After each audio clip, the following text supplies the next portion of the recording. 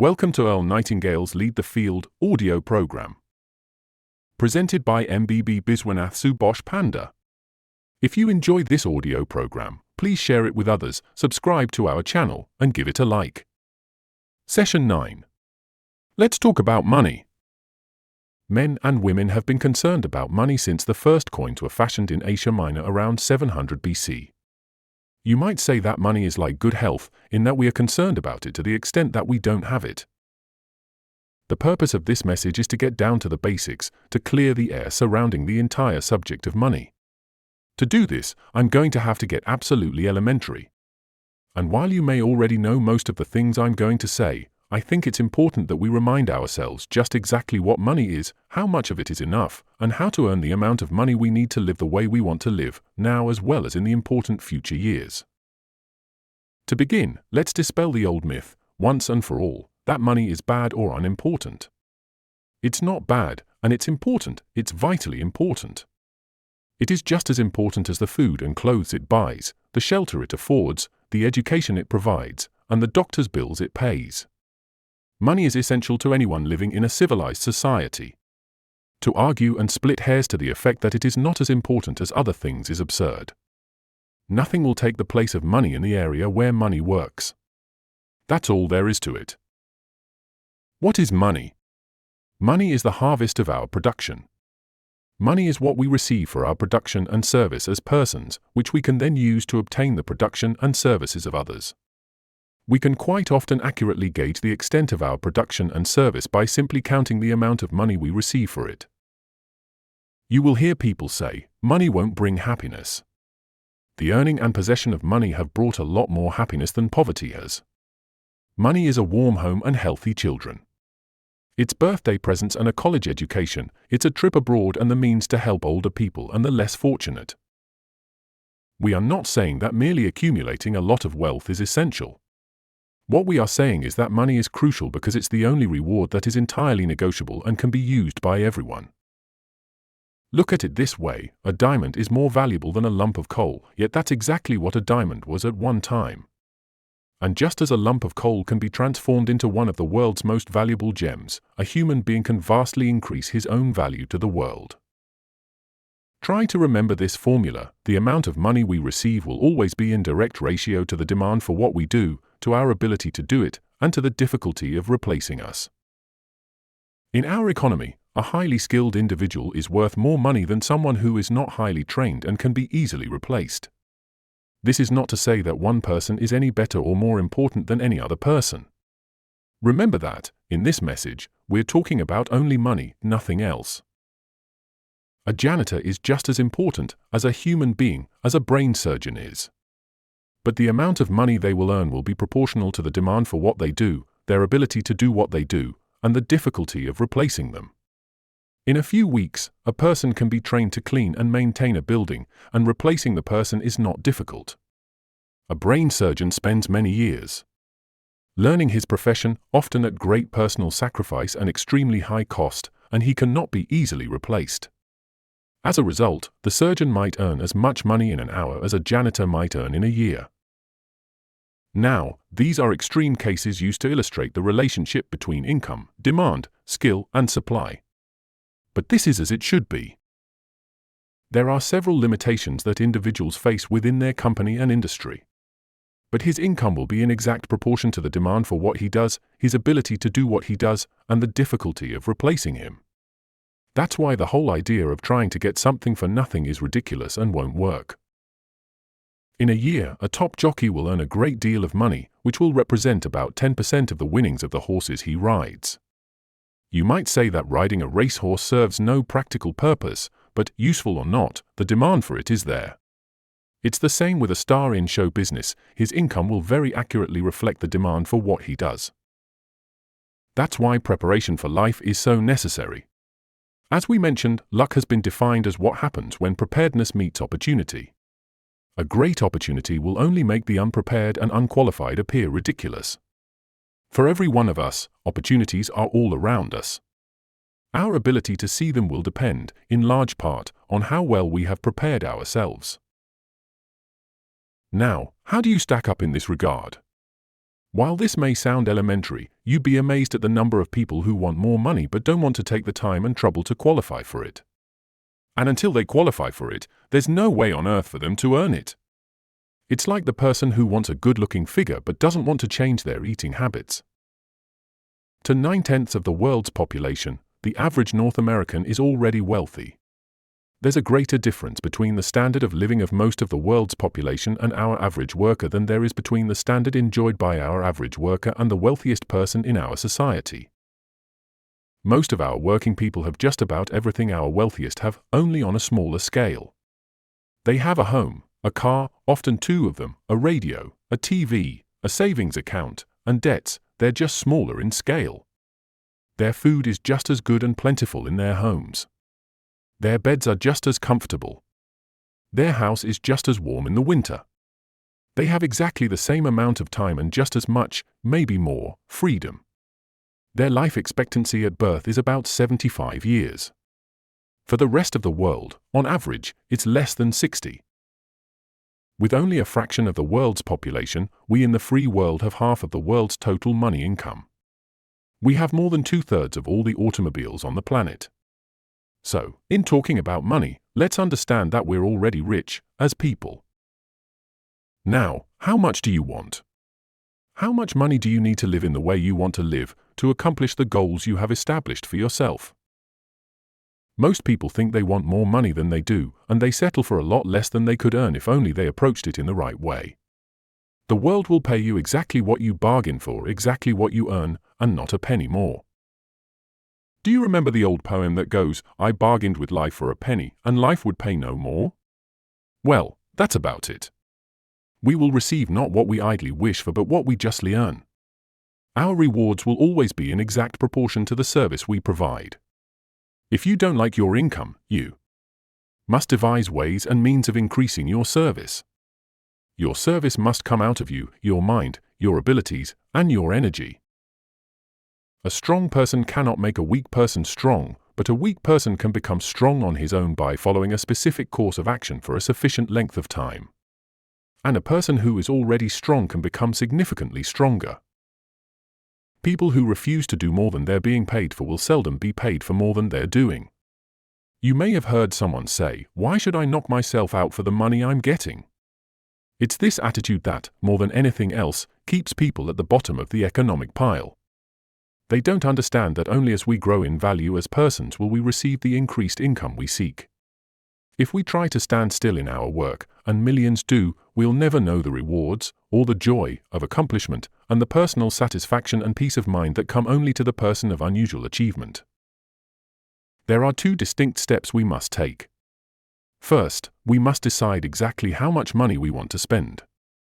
Once this decision is made, the second step is to set aside the money and concentrate on improving what we currently do until we've grown to the size that will naturally earn the income we seek. Once we're fully qualified for the amount of money we've decided to earn, we'll soon find ourselves earning it. And we'll also discover that with our new powers and abilities, it's not more difficult, it's perhaps even less complicated than what we're now doing for the money we're now earning.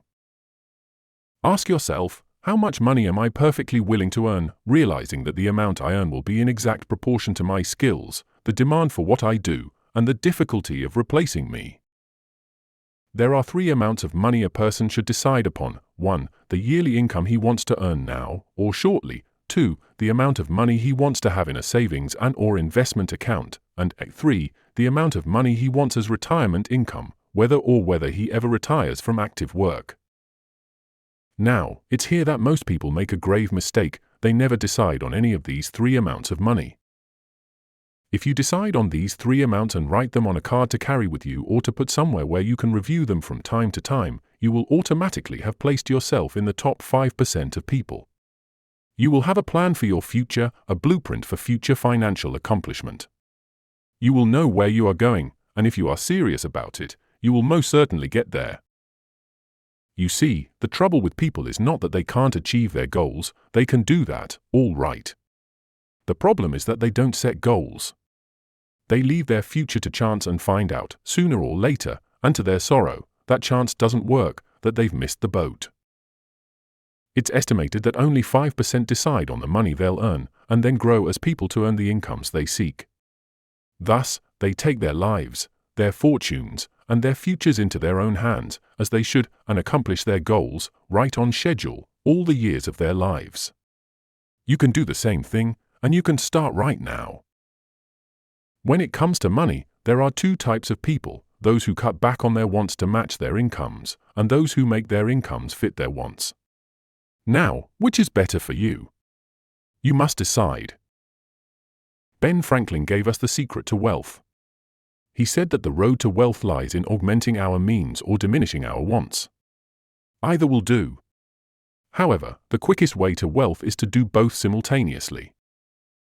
When you write down the yearly income you want to earn, you no doubt know whether or not it's average or above average for the work you're in.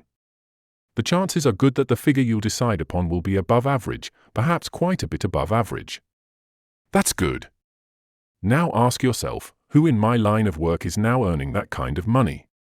If you know, you'll have a good idea of what you have to do to earn it. This is precisely how men and women advance from the ranks into positions of top authority, accompanied by corresponding incomes. I have no way of knowing your line of business. Regardless of the business you're in, it needs new leaders, men and women who will emerge in the years ahead.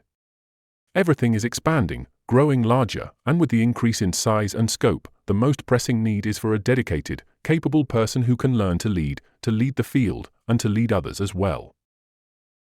Some of the top executives in the nation today were once accountants, shipping clerks, struggling lawyers, service station attendants, field salespeople, sales clerks, mailroom clerks, stenographers, and mechanics.